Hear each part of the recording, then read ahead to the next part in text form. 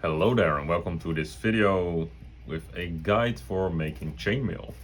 Now, I am making plastic chainmail. I've 3D printed these rings along with closed rings and of course small rivets to keep them in place. I'm working with a closed ring method, which means that for every riveted ring I loop in a closed ring, which will speed up production quite a lot, and it's also historically accurate, although there are some historical examples where they only exclusively used these open rings as well. The main thing I want to explain here is that your work speed will depend quite a lot on which side of the chainmail you're working on. These are the rows and these are columns.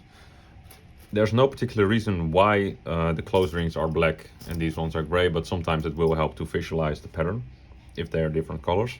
My preferred method is to work from left to right and just make row after row after row. Here I've added a little extra piece to have an example that we'll show later on. But you could also work on this side or this side, and there are some differences when you choose the side to work on. So I will first show you my preferred side, which is just left to right with the ring that you loop into on the being overlapped by the one on the inside. So here I move it in and then essentially use gravity to pop the other one in, flip this one over, take a closed ring, drop it in and just close it up.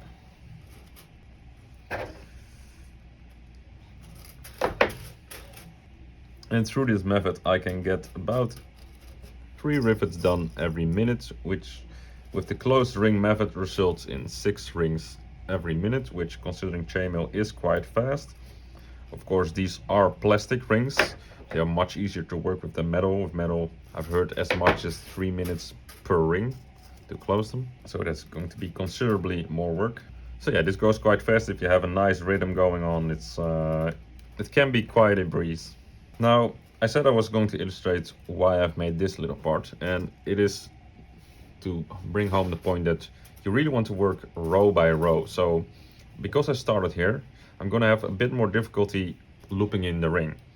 So I put it here, but now when I want to flip this one over, this bunch of rings that are already here, I need to flip over as well. So it's not nearly as convenient.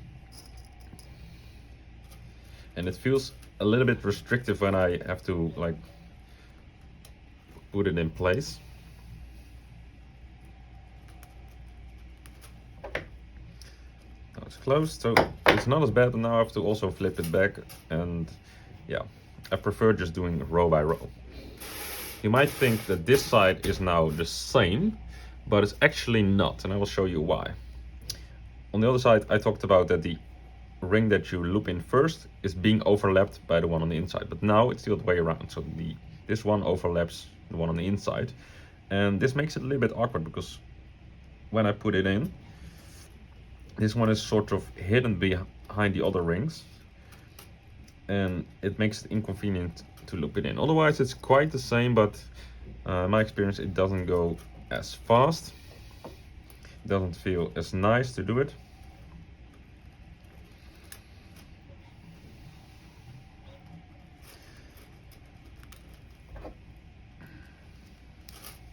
Sometimes you have no choice, you have to work on this side.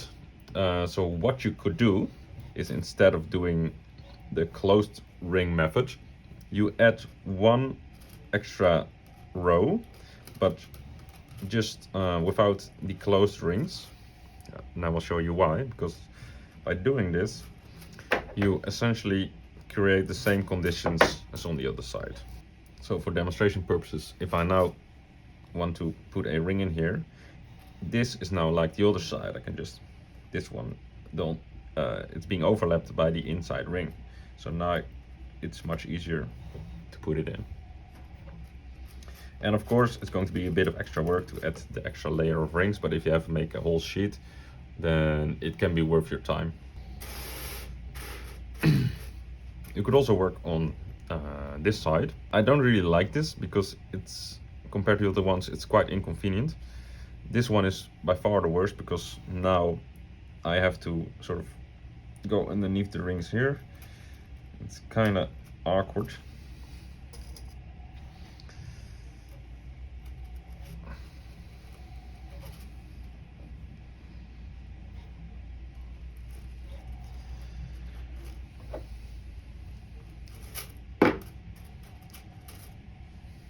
One upside is that when you lay in the closed rings, they fall naturally into place. But for example, here when I have to loop it through free, it's a little bit inconvenient to work with.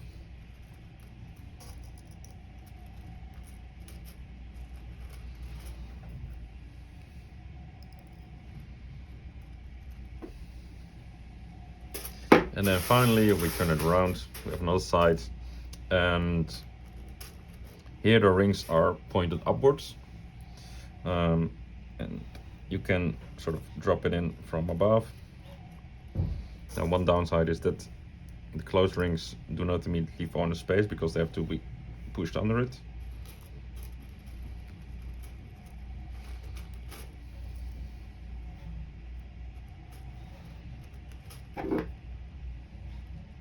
But yeah, these are all the different directions that you could lay rings in.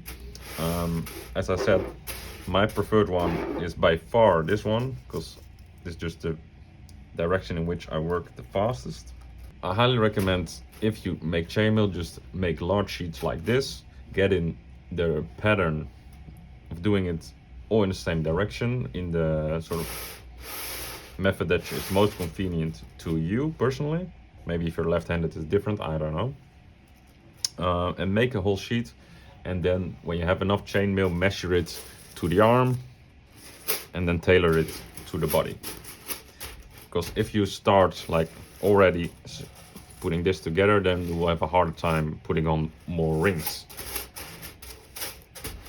So best of luck, hope the video was useful.